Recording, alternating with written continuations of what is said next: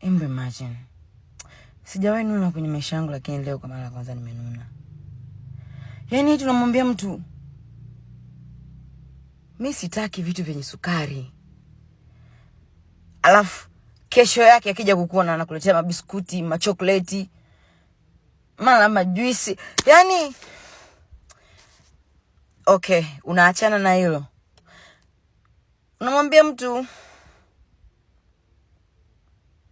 mimi nimechoka kusuka, yani kufinywa kichwa.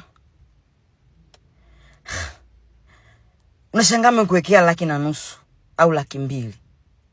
Unamuuliza nini? Eti kasuke. Mimi sitaki kufanya hivyo vitu. Unaniuzi yani Anyway. Nitafanya sasa. Nimechoka.